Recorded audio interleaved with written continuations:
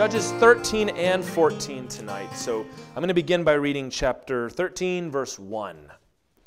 And the people of Israel, again, did what was evil in the sight of the Lord. So the Lord gave them into the hand of the Philistines for 40 years. We have come to what is called the Samson cycle. This is several chapters that are going to focus on Samson. Most of the other judges we've looked at have either had just a few verses or part of a chapter. Gideon had a long section. Samson is going to have a long section also. And he's actually the last named judge in the book of Judges. So we'll have hit all of them at this point. But we are still in the downward spiral that is the book of Judges, where the people will sin. The Lord will deliver them over to an oppressor. They will cry out for help. God will raise up a judge. They will follow the Lord again for a time, and then it starts over again. And that's where we are here in the story. We saw back in chapter 10, verse 7, before the story of Jephthah, that God sold Israel into the hands of the Ammonites and the Philistines. And I mentioned that those stories are probably happening around the same time. They are different regions. One is mostly happening in Gilead on the eastern side of the Jordan, and this is going to be happening in the mainland. So Samson and Jephthah probably overlap to some degree or another. A lot of these stories probably do. But Jephthah handled the Ammonites. Now we're going to turn to the Philistines, and Samson is going to handle the Philistines. We've already talked about them a little bit. The Philistines are what are known as the sea peoples, that they came from the Mediterranean Sea. They came from the Great Sea. We historically believe they came to the land of Canaan in force shortly after the Israelites did, around 1200 BC. So that would be approximately 200 plus years after the Exodus is over. And there were Philistines there. We read about Isaac having interactions with them. We've already read about Shamgar dealing with them some. But we believe that the Philistines came from the island of Crete. We talked about the Caphtorim in Genesis 10:14. Joshua 13:3 talks about these Philistines that came and established 5 city-states. And those 5 cities are Gaza, Ashdod, Ashkelon, Ekron, and Gath. I wrote Gaza twice. Gath was the other one. It's where Goliath came from. And the Philistines were different because they had more of a Greek culture about them. They weren't Semitic in their ethnicity. So they came and their governance is seen to be a little bit different. Their gods were slightly different, although again, there's a lot of overlap. And their technology was stronger. They were using iron while everybody else was using bronze, which gave them an advantage over the rest of the people. They worshiped the fish god. They worshiped Dagon, who we will meet in a little bit here, and he's going to be shamed before the Lord of hosts. But this story here with Samson is when the Philistines begin to take that famous role as Israel's greatest adversary. When we go through, well, of course, Samson, and then Samuel, Saul, David, they're going to be fighting the Philistines. And this is when God begins to push back on these people. The name Palestine is related to the word for Philistine. So it's amazing how many things go all the way back to the scriptures, isn't it? So in order to fight this, Israel's greatest adversary, God is going to raise up one of the greatest men Israel ever knew, who was also one of the most complicated and flawed men that Israel ever knew. Samson is a fascinating character in the Bible, isn't he? We're drawn to who he is, but there's really not, when you want to just look at it in one way, there's not a lot of good to be said about him. But then you look at another angle, it's like, man, the Lord really used this guy, and he did. You can see as we've gone through the book of Judges, starting with Othniel going through, there's been that steady decline in the quality of the men God has used, and Samson is going to be the ultimate example of a lot more flaws than commendable attributes. Although, as I've said many times, these are still the good guys. We still like Samson. He's just a tragic figure. So let's go through chapter 13 pretty quickly. I want to focus mostly on chapter 14 tonight. There was a certain man of Zorah, of the tribe of the Danites, whose name was Manoach, but we'll call him Manoah. And his wife was barren and had no children. And the angel of the Lord appeared to the woman and said to her, Behold, you are barren and have not borne children, but you shall conceive and bear a son. Therefore be careful, and drink no wine or strong drink, and eat nothing unclean, for behold, you shall conceive and bear a son. No razor shall come upon his head, for the child shall be a Nazarite to God from the womb, and he shall begin to save Israel from the hand of the Philistines. Then the woman came and told her husband. a man of God came to me, and his appearance was like the appearance of the angel of God, very awesome. I did not ask him where he was from, and he did not tell me his name, but he said to me, Behold, you shall conceive and bear a son. So then drink no wine or strong drink, and eat nothing unclean, for the child shall be a Nazarite to God from the womb to the day of his death. And then Manoah prayed to the Lord and said, O Lord, please let the man of God whom you sent come again to us, and teach us what we are to do with the child who will be born. And God listened to the voice of Manoah, and the angel of God came again to the woman as she sat in the field. But Manoah, her husband, was not with her. So the woman ran quickly and told her husband, Behold, the man who came to me the other day has appeared to me. And Manoah arose and went after his wife and came to the man and said to him, Are you the man who spoke to this woman? He said, I am. And Manoah said, Now when your words come true, what is to be the child's manner of life, and what is his mission? And the angel of the Lord said to Manoah, Of all that I said to the woman, let her be careful. She may not eat of anything that comes from the vine, neither let her drink wine or strong drink, or eat any unclean thing. All that I commanded her, let her observe. We'll pause right here. This is Zorah, which is down south-central Israel, due west from Jerusalem, more or less, not too far. Israel had not taken possession of this city yet, but if you know where that is, it helps you orient yourself. And there's this man, Manoah, and his wife, who has not had any children, and there is a visitation from the angel of the Lord. I think this is one of those cases that the writer to Hebrews warns us about in Hebrews 13:2, that there are many who have entertained angels without understanding it, so be nice to everybody, is what he's trying to say. And 3 times, you heard it, 3 times he gives the instruction of the rules that this child is not to break, because the child was to be a Nazarite. Numbers chapter 6 gives us the rules of what a Nazarite was to be. A Nazarite was a vow that you would take, not usually for your whole life, but for a short time, where you would abstain, all the things he just said. You would abstain from normal kinds of uncleanness, like dead bodies. You would not mourn for the dead, for example, during this time. You would not drink wine or strong drink, and you would be extra careful, is the idea, of to not violate the commands of the law. And you would do this, you'd grow out your hair. When it was over, you would cut your hair. You would offer it on the altar with a sacrifice, and it was done as an act of devotion and worship to the Lord. We see Paul take on a Nazarite vow in the book of Acts. What's unusual about this story is that Samson was to be a Nazarite from the time he was born until the day of his death. So never to stop living this way. The other 2 examples in Scripture of this, although we are uncertain, but I think it's pretty convincing, I can talk about you later if you want, is Samuel was also a Nazarite from birth, and John the Baptist was likely also a Nazarite from birth. The reason for this is God is going to give them a child to defeat the Philistines. I'm going to give you the kid who's going to rise up and get rid of these guys. Actually, to begin the process. It would be David that would finish this ultimately. This is a heavy responsibility.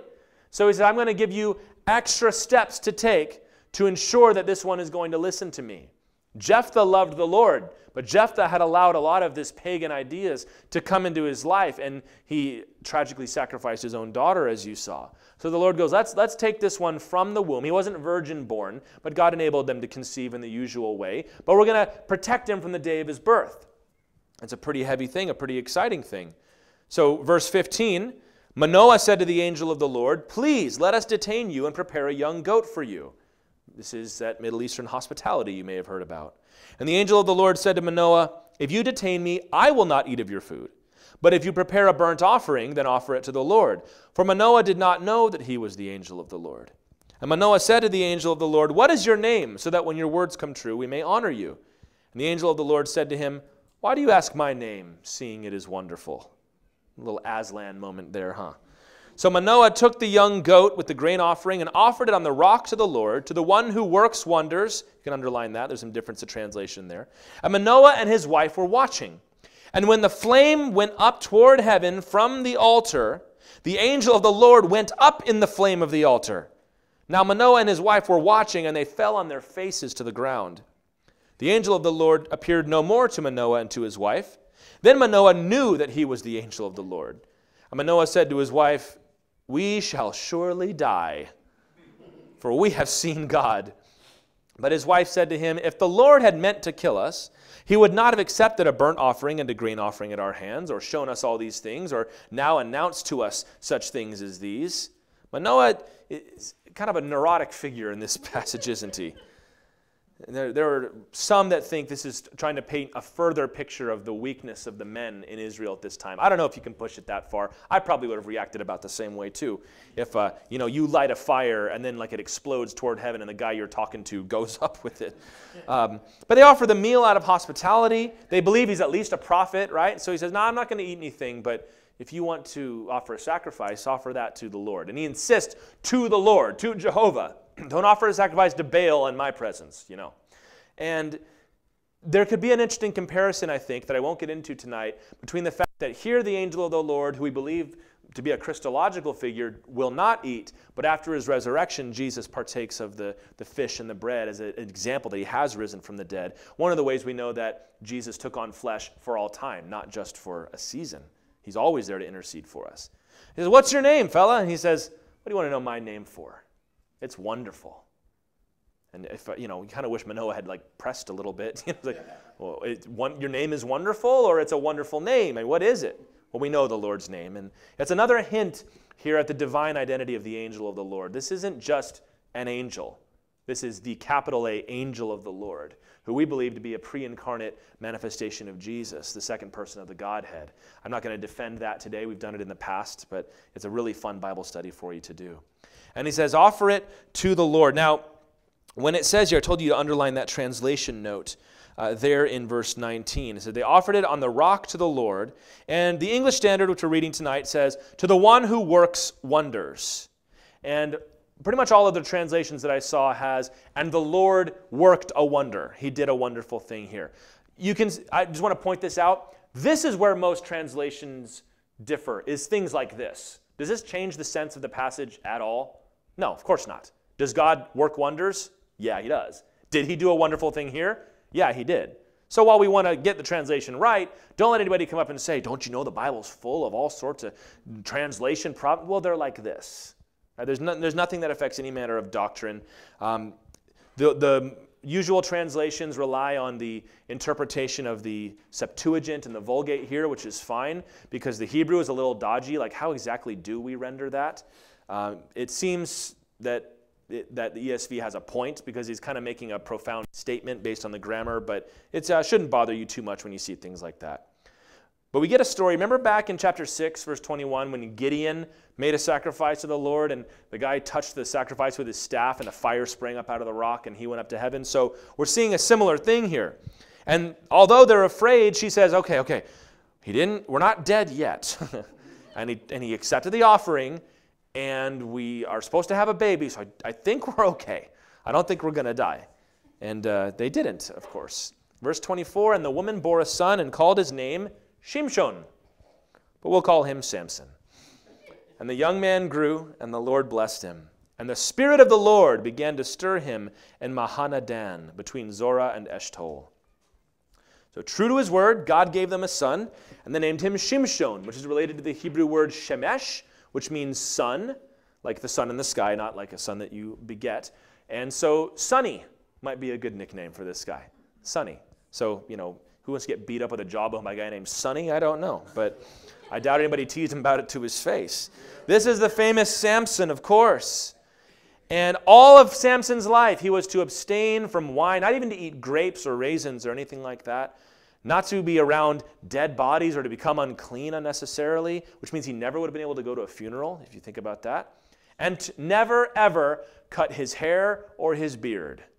All the pictures have Samson with long flowing locks, and he's always clean shaven. It's he would have looked like a wild man.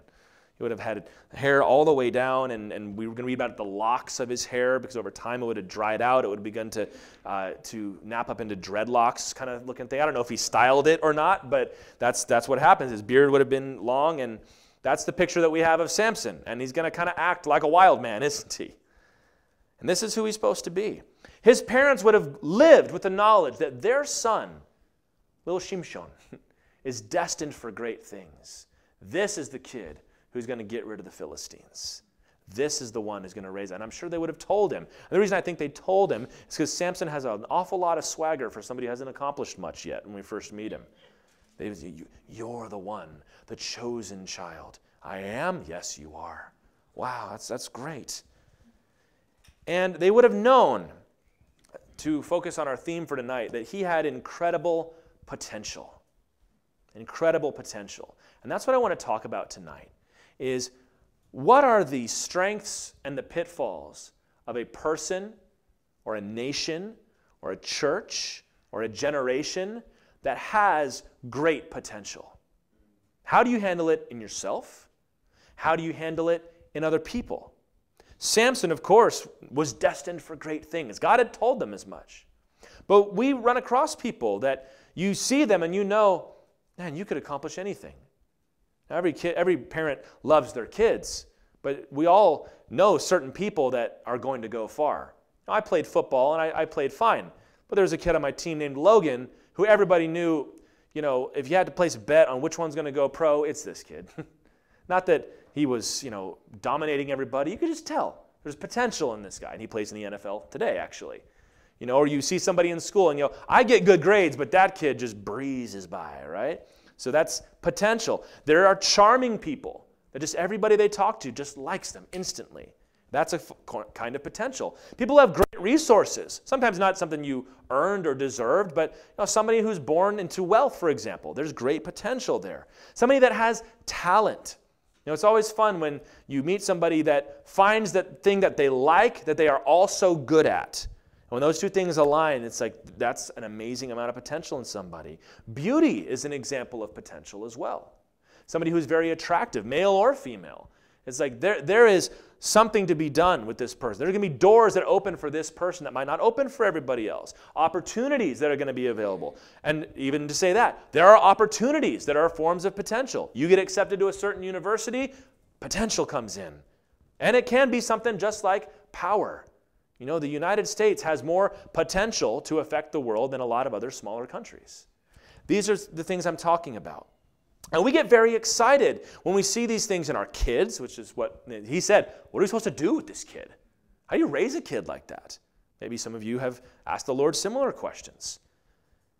And we can get excited about this in ourselves or others. But as we're going to see, Samson is the biggest example in the Bible maybe of wasted potential. Of somebody that could have been something great and yet fell short of what he could have been. And there are several specific pitfalls that Samson demonstrates for us that must be overcome if either you or someone you love, or even broader, the church, the country, the community, whatever it might be, must overcome in order to succeed. Because while Samson has an awful lot of good to say about him, as do Jephthah and all these guys, there is a negative example that we must observe as we go through. And so as Samson is growing up, living in the hill country, because back in chapter 1, verse 34, the tribe of Dan was unable to drive out the Amorites, and they went up and lived in the hills rather than going down into the valleys and taking possession of the fertile land there. He sees that it's the Philistines disarming my people, the Philistines taking these tributes from us, the Philistines mocking our gods, and the Spirit begins to stir up this young man. And we're going to see he had the possibility to do amazing things if he could just get out of his own way. So tonight we're going to talk about the things that got in Samson's way to help us avoid them in ourselves and maybe also help lead somebody else to not fall into those traps either. So let's get into chapter 14 now. And there's quite a bit of humor, in my opinion, in this story. Samson is a colorful character. He went down to Timnah. And at Timnah, he saw one of the daughters of the Philistines. Then he came up and told his father and mother, I saw one of the daughters of the Philistines at Timnah. Now get her for me as my wife. You like that? Go get her. But his father and mother said to him, is there not a woman among the daughters of your relatives or among all our people that you must go to take a wife from the uncircumcised Philistines? That was a specific insult they levied against the Philistines because all the tribes around them also practiced circumcision, as is still the case to this day. The Greeks and those that came from that culture, like the Philistines, didn't do that. But Samson said to his father, get her for me, for she is right in my eyes. His father and mother did not know, this is such an interesting little verse, that it was from the Lord, for he was seeking an opportunity against the Philistines. At that time, the Philistines ruled over Israel. So when he's grown, Samson went down, and you might want to mark in your Bible all the places it said that Samson went down, because he's going down. That's a big theme in the book of Jonah, too. He goes down, down, down, down, down until the Lord brings him up. That's what's going to happen to Samson, too. But he's smitten with this Philistine girl. And he comes back and he says, hey, I found the girl I want to marry, so go make it happen, Dad. Now, women are often pitied for this arranged marriage that they used to. Oh, they didn't have a choice in it. You do realize that the men didn't have much of a choice either. Dad picked. Dad and Mom made the decision. This is who you're marrying. Good luck. I'm sure you'll grow very fond of one another. But he says, hey, Dad, go get a wife for me. That's not how this was done. It's disrespectful here. Not only that, but there were prohibitions that the Lord had put out in Deuteronomy 7 and elsewhere that you're not supposed to intermarry with these other nations. His parents object, similar to Esau. It's like, you got to go marry a Hittite. You can't marry one of our own clan, somebody who worships our God. And Samson says, she is right in my eyes. And that's all he was doing, is using his eyes to make a decision. So here's our first lesson. Samson and other high potential people face the temptation to be sensual. Sensual. It's a word we don't use so much anymore, but it's not hard to understand. It comes from the word for sense. You have your 5 senses. And to be a sensual person is to overindulge your senses, to live with the purpose of satisfying your senses, to always be living for new, heightened experiences, to see something new, to hear something, to taste something. Sexual gratification comes into this. Accomplishments come into this. Drugs come into this, especially to the neglect of matters of the Spirit. To be sensual is to live for feeling good. Even if it's not, an addictive lifestyle, you understand. It's the things that I'm living for are those moments where I can indulge my senses. And that's how Samson was. He wasn't serving the Lord here. He wasn't even thinking as a patriotic Israelite here. He says, she's hot and I want to marry her, Dad. Go make it happen. Paul wrote about such people in Ephesians 4:19. He says, they have become callous and have given themselves up to sensuality. And here's his short definition of sensuality. Greedy to practice every kind of impurity. Unnatural desires. Now, men like Samson, women, groups face this temptation because when somebody has very high potential and has the ability to do great things, other people will give them a pass because of the benefits they get from this person. You see, Samson's parents very clearly had not put a lot of restraint on this young man. Now, Samson is a big personality, second to none. So maybe they can be excused for that, and the Lord was in this. But Manoah, remember, is not exactly the strongest character as we saw from the previous chapter. But I get the feeling that they had not put appropriate limitations on their son because they knew who he was to be someday. We're going to tell him, no, this child, don't you know who he is? Don't you know who this little baby boy of ours is going to be someday? And this still happens to this day.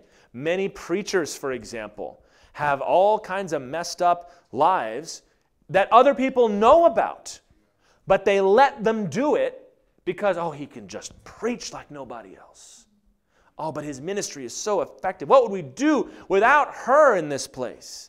I think of in Revelation, in the church at Thyatira, they had that woman Jezebel who was teaching and was seducing all of the men in the church.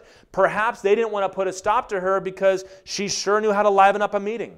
She sure knew how to get everybody in. The people were coming to the church. Never mind the fact for horrible reasons. But this is unfortunately a very common thing that happens. What does this lead to? It leads to people misusing their talents. It leads to grosser and grosser sins because you've got to constantly be chasing that next sensual experience, ranging from gluttony to sexuality to whatever it might be. And it also leads to a guilty community, whether that's mom and dad, brothers and sisters, a football team. It can be a city who fail their superstar because they failed to hold his feet to the fire and allowed him to. We've all been to the school maybe where the star guy on the basketball team or the baseball team gets away with murder because, we need him on that field. His grades are in the toilet, but he can sure hit a home run, It's not helping him. This is not a biblical illustration, but I'm going to use it, from the Michael Jordan documentary that came out a few years ago. Phil Jackson said, who was the coach of the Bulls at that time, he says, the best compliment you can give to a player like Michael Jackson, never mind that. He didn't play basketball. The best compliment you can give to a player like Michael Jordan is to coach him hard. Everybody else just wanted to let him do his thing and let him go. He says, but I knew the best thing I could do is to push him to excel and to hold his feet to the fire and to make sure he didn't think he could walk around like nobody else. Well, it's similar with those that have great potential. They need the discipline of Christ perhaps even more than other people do. So this is important to know. But we do see that this was from the Lord. So it's good for us to remember we also should not be judgmental of those that have high potential, who are better at things than we are, and judge them really harshly out of a kind of petty revenge. I knew he'd mess up. I knew she was trouble. No, you didn't. You were jealous. And you've got a sense of satisfaction that she did something that you probably would have done in the same situation, but you didn't, so you feel good about yourself. This was from the Lord. And every now and then, if something happens that just you can't understand it, step back and say, Lord, is this you? Is this you? Because it might be. Verse 5, then Samson went down with his father and mother to Timnah, and they came to the vineyards of Timnah, and behold, a young lion came toward him, roaring. Then the Spirit of the Lord rushed upon him, and although he had nothing in his hand, he tore the lion in pieces as one tears a young goat. Don't you love that simile right there? You know how you rip a goat in pieces? You all know that, right? He did that to this lion. It always makes me laugh. But he did not tell his father or his mother what he had done. Apparently they had separated for a time along the walk. Then he went down and talked with the woman, and she was right in Samson's eyes. I bet she was. After some days he returned to take her. And he turned aside to see the carcass of the lion, and behold, there was a swarm of bees in the body of the lion, and honey. He scraped it out into his hands, and went on, eating as he went, much like Winnie the Pooh. And he came to his father and mother, and gave some to them. And all God's people said, ew. And they ate. But he did not tell them that he had scraped the honey from the carcass of the lion. So they're on the way to Timnah. And this is the first time we see Samson's legendary strength. And it is a point of debate about whether Samson always had access to this strength or if it was only in certain moments when the Spirit came upon him. I'm inclined to think that it was all the time. We'll talk about that more next time. You can think about it and ponder and see what you believe about that. It doesn't affect the story really. But this is probably the first time we see these mighty feats of strength. He rips a lion to pieces with his bare hands. And it's not even like he bashes a rock against its head. He just rips it to pieces. And after the arrangement is set and he comes back, during the time of the engagement, he says, I'm going to go back and see if that lion's still over there. And there's a beehive inside this lion. And he goes in and scoops out the honey and starts eating. And you're supposed to get like a childish picture of him here. Like he's this big, strong man, but he sees candy on the side of the street or sees the gum, stuck under the table, and he's going to, start eating it. You're supposed to get a low picture of him here. His parents know nothing of this, and he gives it to them, which is gross, but it's not that it's gross. It's unclean. You are not supposed to touch a dead animal, or you would be unclean, which is a good law, right? It doesn't say you did something wrong. It said you need to wash your hands and wait a day before you come in the house, right? That's sanitation. But he was a Nazirite. He was never supposed to do this. And it's one thing when a lion jumps on you and you have to fight for your life. It's another thing when you go back and you're scooping out dessert from the innards of this dead lion. Here's our second point here. Samson and other high potential people face the temptation to be entitled. Entitled. We use that word a lot. What does it mean? It means to believe that you are owed something when you are not. To make demands of people, or to take possession of something when you have no right. And usually it's because of who I am. There's something about me that enables me to do this. For example, if you ever watched one of those infuriating videos online where like a city councilman or a senator will get pulled over and they just are furious that somebody would dare to give me a ticket. It's like, you were speeding, homie. Like, what do you want me to do? It's like, well, I'm going to get your name and you lose your job. And it's like, whoa, that's super entitled, isn't it? I should be, I help make the decisions around here so I can drive down the road as fast as I want. That's entitled. To make demands or take possession when you have no right. That's what Samson does. He sees this. He knows good and well he shouldn't be doing that, but he figures, well, I am the lion slayer. I did rip that thing apart just like a young goat. And it's almost like God wanted me to have this. And so I'm going to take it because I can. And because I'm the one that's going to deliver us from the Philistines after all. So I deserve this. I deserve this. That's what entitled is. People like this feel that their gifts make them deserving of things that they do not deserve. I'm owed this because of what I do. And this leads to all manner of things, to theft of money. Well, I'm the manager. So, I'm entitled to some of this money. Oh yeah, it's just for a few days, whatever. I gotta fix the car, and the company's not gonna suffer, and I work hard around here. Judas was entitled, wasn't he? Well, if I'm gonna follow Jesus, I'm gonna pay myself a reasonable wage. It can lead to the abuse of people, that I have a right to your subservience, and you better get in line and do what I say. Some of the way you see children treating their parents is a level of entitlement. I love telling this story because it was so amazing to me. But when I worked for 1-800-GOT-JUNK, one of the jobs we would often do is we'd go over to Auburn, or we'd go to Alabama University, and we would clear out the dorms, or we'd clear out the frat sorority houses after the end of the year. And Zach was with me at this one, I think, actually. And we go in, and it was a sorority house. Nobody was left. The mom was there, and she was just the nicest lady. Hey, how are you? Come on in. We got everything's bagged up. Just go take it out. We always loved it when they pre-bagged the trash. It was just much better. Well, her daughter, who just graduated, is walking around, and she's just kind of in her phone and kind of isn't saying anything, and she starts talking to her mom, like, Mom! And I'm like, you just graduated college, and you're still talking like that? And she just was like, get up here! And I was like, if I talked to my mom today like that, there'd be a Tyler-shaped hole in the drywall, man. But as we talked to this lady, she just kind of you know how they are. I'm like, I don't think so. But she goes, at some point it comes out, what did she major in? Oh, she majored in political science, and she has an internship with a lawmaker in Washington. I go, oh, great. But it was entitled that my mom has to do this for me because she's my mother, I guess. It's licensed to do what one wants. Worship leaders can fall into this temptation, and I am one of those, so I know what I'm talking about. That because I get up there and I can set the mood and I can sing, then it doesn't matter what I do on my weekends. So what are you going to do without me? What are you going to do when I'm not here? And unfortunately, a lot of churches will allow their worship leaders to get away with that because they, well, if we don't have him, people will stop coming to the church. Philippians 2 verse 3 tells us, do nothing from selfish ambition or conceit, but in humility, count others more significant than yourselves. That's how we think about things. Not I deserve, but you deserve.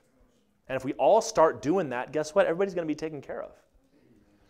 We should humble ourselves. Let God exalt us. Like the parable about sitting at the foot of the table and being called up to the head, rather than sitting at the head and having somebody bump you down. The lion was a symbol, I think, in this passage too, of Samson's untamed strength that he needed to master. If he didn't master it, he was going to perish.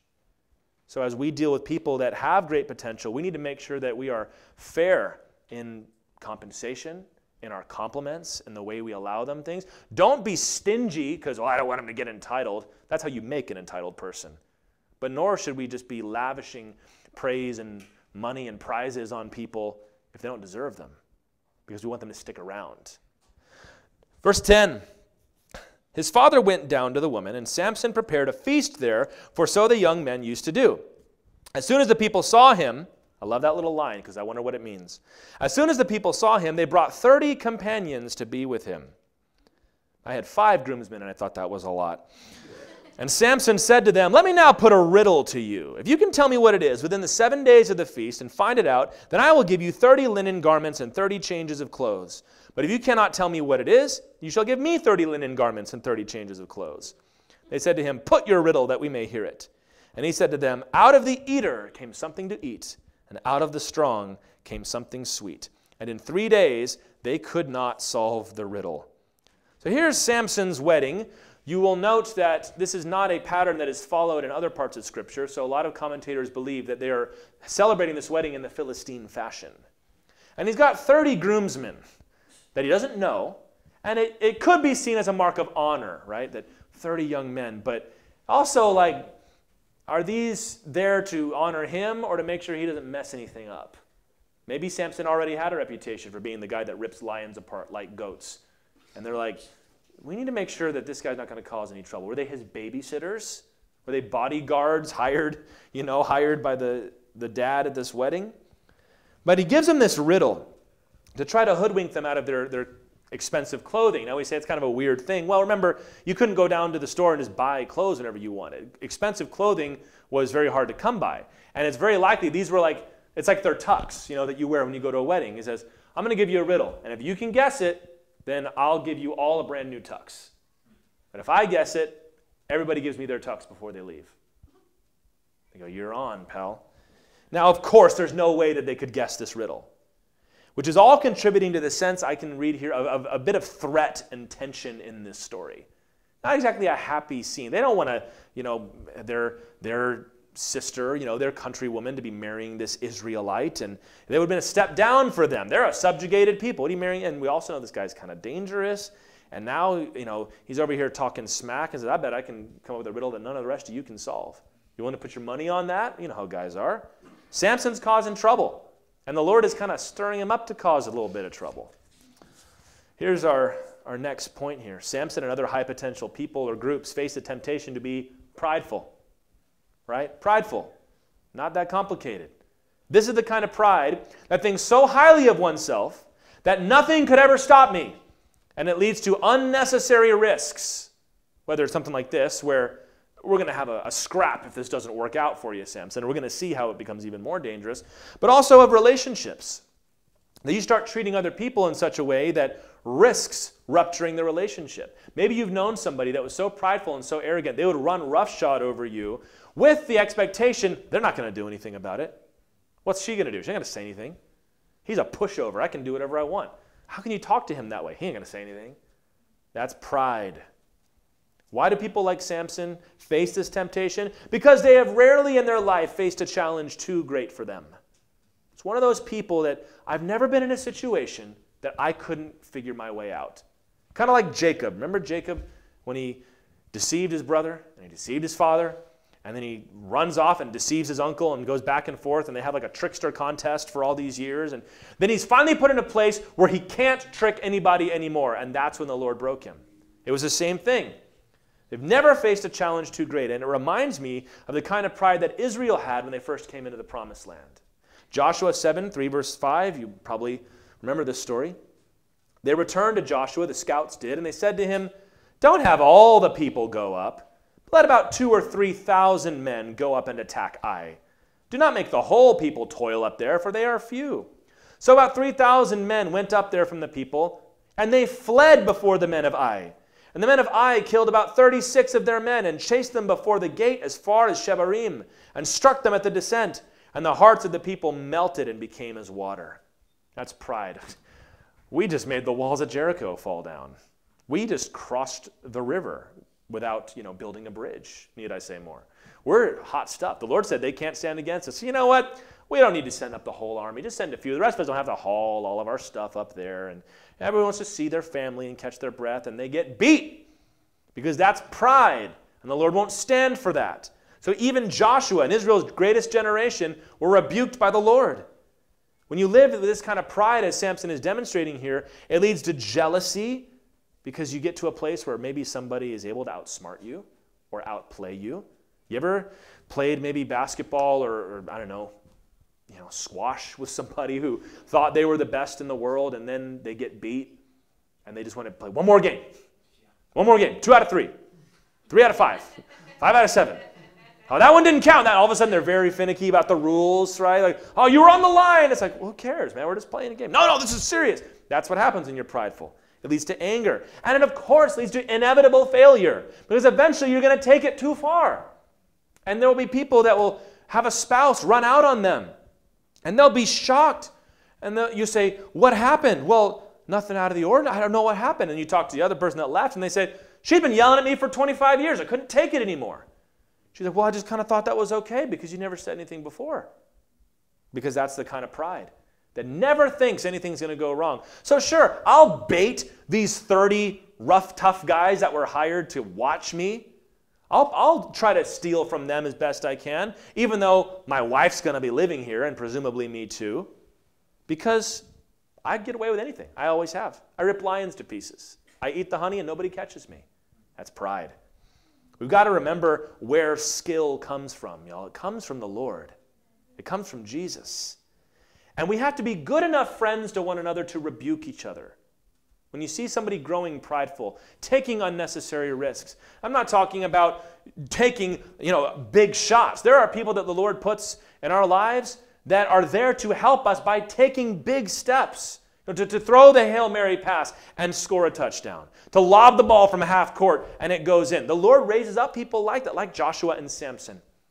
But you need to also watch that they don't start to confuse the Lord using them to do great things with, I can do whatever I want. Even our great country, which is the strongest and best in the whole world, I still believe that. If we think that we did this, we're going to lose it. Because it is the Lord who raises up and tears down nations. And then when righteousness exalts a nation, but wickedness will tear it down. We have to remember that. Samson thinks he's unbeatable. But he's about to find in the next few verses that even he has a weakness. And I will give you one guess on what that might be. But it might not be what you think. Verse 15 through 18. On the fourth day, they said to Samson's wife, entice your husband to tell us what the riddle is, lest we burn you and your father's house with fire. Have you invited us here to impoverish us? And Samson's wife wept over him and said, you hate me. You do not love me. You put a riddle to my people. You won't even tell me what it is. And he said to her, behold, I've not even told my mother and my father. I'm going to tell you. Nice guy, Samson. And she wept before him the 7 days that their feast lasted. Ever been to a wedding where the bride was unhappy? Imagine a week of that. And on the 7th day, he told her because she pressed him hard. Fine, I'll tell you. Goodness gracious, woman. Then she told the riddle to her people. And the men of the city said to him on the 7th day before the sun went down, what is sweeter than honey? And what's stronger than a lion? And he said to them, if you had not plowed with my heifer, you would not have found out my riddle. Samson comes up with a lot of little ditties in this story, you'll notice. Kind of the warrior poet type, I guess. Well, Samson's groomsmen have had enough of this. We did not get brought to this wedding to lose money. And they threaten the bride. You either get him to figure out what it is, or we're going to kill you, and we're going to kill your whole family. And she goes to Samson, and her tactic is not to seduce him, but to nag him. I'm going to whine and cry, and you don't love me, and you don't care. Let's just call the stupid wedding off, because if you can't trust me, and would you stop? You're embarrassing me. Well, you're embarrassing me because you won't tell. And 7 days of that. And that's what got to him. That's the one thing Samson was not prepared to stand against. And it's foreshadowing, by the way, because Delilah is going to do the exact same thing. It's not her seduction that broke him. It was her whining that broke him. And the man, of course, solved the riddle. And now Samson owes a lot of money, represented in high-value clothing here. And he's furious because he knows what she did. If you had not plowed with my heifer, you would not have found out my riddle. Of course, that meaning if you hadn't asked my wife, you wouldn't have known. And there is, by the way, intended to be an innuendo here. So there are some that have even speculated that there was more going on than just intimidation of this woman.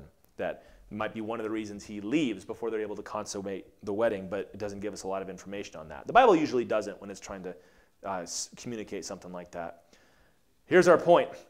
Samson and other high potential people face the temptation to become fragile. When everything comes easy to you in life, people like you, you're talented, making money comes easy to you, you've never had trouble getting a date in your life, you've never studied for a test in your whole life and you just pass. You show up and it's like, I don't see why people think football is so hard. It's the easiest thing I've ever done in my life. You can fail in that case to develop resilience. You don't get tough. You're unable to handle difficulty and failure. Before we talked about the attitude that makes you think you're king of the world. But this is the attitude that when you inevitably do fail, you break. You break. Samson was not prepared to endure an assault on him from outside his area of strength. Let him try to beat me up. I ripped up a lion. I wish you would come at me and try to break our deal here. Well, we'll get your wife. So whatever, you can't seduce me, man. I'm a man. I take care of my business. All right, fine. What if she nags you for a week? Apparently that is something he was not prepared for. And that's what inevitably happens in life, right? You face something that you're not able to accomplish. You face a struggle in your marriage that you were not prepared for. Something happens in your child that you never dealt with, your wife never dealt with, you don't know anybody who did, so how do we get over this? And if you have not taken the time to develop a reliance upon the Lord and a proper humility, you'll break in those moments. Being fragile makes us fail suddenly and terribly. This is what happens when somebody who's at the top of the world crashes and burns the first time something goes wrong.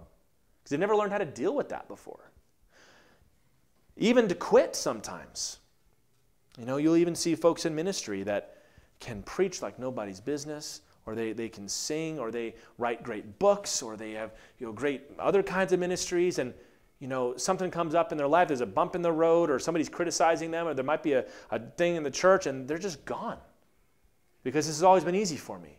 And there wasn't a depth of love for Jesus that were able to just stand through that. Politicians can have this problem. Husbands and wives can have this problem. Sports teams can have this. If there's an area that you've never had to worry about before, and here's some team doing something you weren't ready for, well, then what are we supposed to do? I remember, I'll go ahead and use a heartbreaking personal illustration here. I'm a Washington Nationals fan. That's the heartbreaking part. But we brought in Bryce Harper, who was just 5-star best player in high school, comes right in. In the first couple years, man, he's just driving home runs every single game. Then after a year or two, the very smart pitching coaches of the Major League Baseball figured out how to pitch to Bryce Harper. And he spent an awful lot of time swinging with all his might, whiffing, and his helmet flying off of his head. And that season, he became the most angry, violent guy on that team. He was pinning guys up against the wall. He was like slamming his helmet into there, arguing with the referees, getting tossed out of games. He would overthrow his cutoff man. I'm going to throw it all the way to third base from right field and extra outs, and he didn't want to hear about it. And this was a kid who'd grown up and had always been the best. Never had a problem hitting baseball in his whole life. Well, now there's somebody that throws something you've never seen before. And we saw, he's actually kind of a snowflake, isn't he? And he's doing fine now. He's playing for some other team, so who cares what happens to him now. But not personally, but professionally, you understand, all right? This is why God sends his heroes into the wilderness. Everybody that God raises up, they spend some time in the desert, metaphorically, but also literally quite often, to develop that spiritual strength, to have been to the edge of your strength and even of survival and come out of that already. And the Lord says, now you're ready. Even his own son, Jesus. Mark 1, 12 through 13. First thing that happened after Jesus was filled with the Holy Spirit, the Spirit drove him out into the wilderness. And he was in the wilderness 40 days being tempted by Satan. What do you think of a 40-day nonstop bombardment from the devil? And he was with the wild animals, and the angels were ministering to him. That's why we need those moments. And you don't have to go to the wilderness to get that. You can get that with the Lord voluntarily in your personal time with Jesus, through the church, through your quiet times. But if you don't build that, you're going to be in trouble. This is why we put our Navy SEALs through the things we put them through. Because what's ever going to intimidate them, right? Same thing spiritually. Samson, though, has been beaten and shamed. So what he's going to do, he's not going to quit. He's a stronger character than that. But he's going to do something about it. He's going to take the fight back to a place where he's strong. Verse 19. And the Spirit of the Lord rushed upon him, and he went down to Ashkelon, and struck down 30 men of the town, and took their spoil, and gave the garments to those who had told the riddle. In hot anger he went back to his father's house, and Samson's wife was given to his companion, who had been his best man. The Spirit comes upon him in power. You've all been filled with the Holy Spirit before. Is it the Holy Spirit empowered Samson to kill 30 guys and steal their clothing? That's in your Bible. meditate upon that and think about what it might mean. Where'd you get those 30 clothes? Don't worry about it. But he refuses to consummate his marriage, storms off, and they figured, well, we already paid for the flowers, so somebody's getting married today. And she marries his best man, and that's actually going to come back in the next chapter. I want to swing this back positively at the end, because this is something that the Lord is enabling Samson to do. This is what God was stirring Samson up to eventually do. Our fifth point is that Samson and other high potential people, despite their flaws, despite their pitfalls, are incredibly capable. Look at what he's able to do. We are in awe of Samson here, with the power to defeat the Philistines. Such people that can come in and lead when everybody else is afraid, to plan when everybody else is confused, to sing in a way that causes us to weep or to shout for joy, to inspire other people, to build something amazing. That's why we love heroes. That's why we love people from our own family all the way up to men that are going to have statues built of them.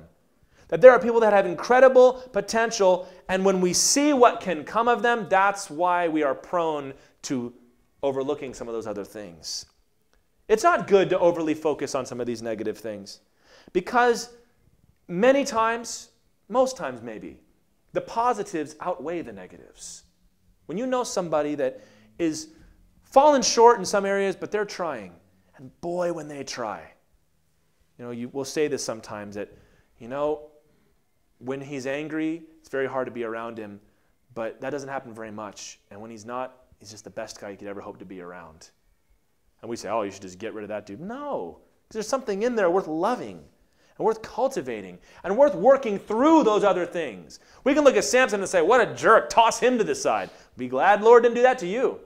The Lord goes, look what Samson could be if we work through some of this trash that he's dealing with. Like Paul the Apostle.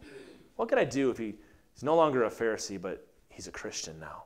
What could this man be? That's how God looks at us. If a person with great potential is able to harness that energy, they can change the world. And we all, to one degree or another, have one area in our life, or maybe more, that we can change the world, or at least our world. And what is the case that we ought to be aware of? If there is somebody that has the ability to change the world, they probably will. And it's up to us as parents or as children or as a community, as teammates, as a church, to help them work through those things so that what they do will be done in honor of God, not for their own satisfaction. That's why God made Samson a Nazirite from birth. Because I know what I'm going to make this guy to be. And if we can break the cult, then he'll run faster than he ever could before. If I can teach him to honor me, if I can put these extra restrictions on him to help guide him in this way, we all need that discipline.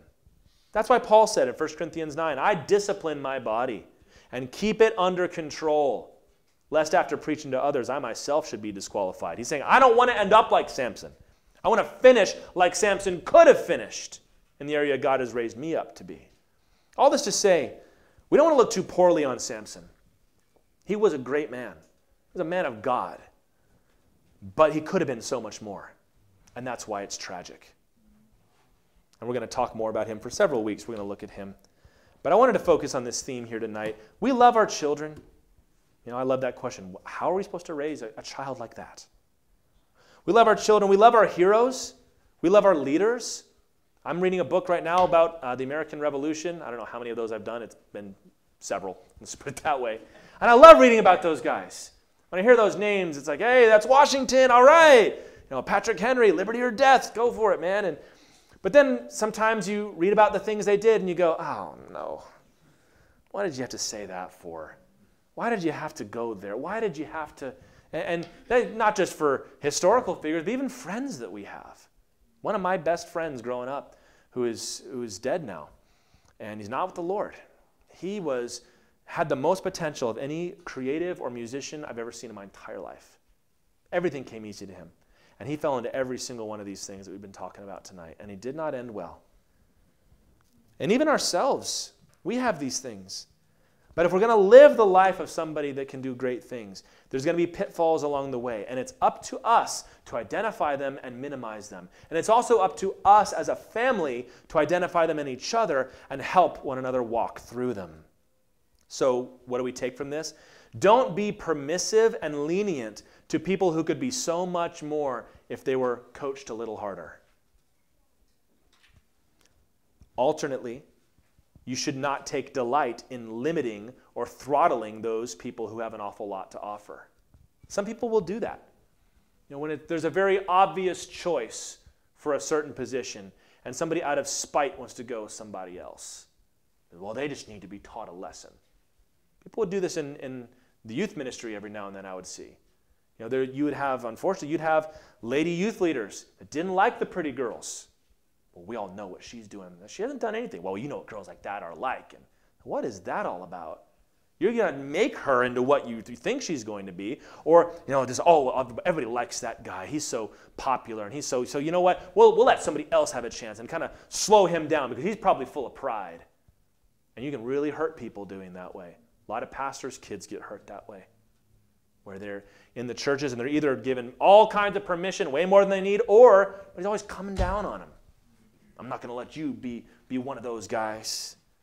Don't confuse potential with pride. Just look out for it. And it all comes back, though, to the discipline of the Lord, to which we should submit gladly and fully, because it's going to make you a world beater if you submit to it, man. Why wouldn't you? Then, when we're full of the Spirit, trained in His ways, our character's been transformed, that's when we go out and we start to change the world forever.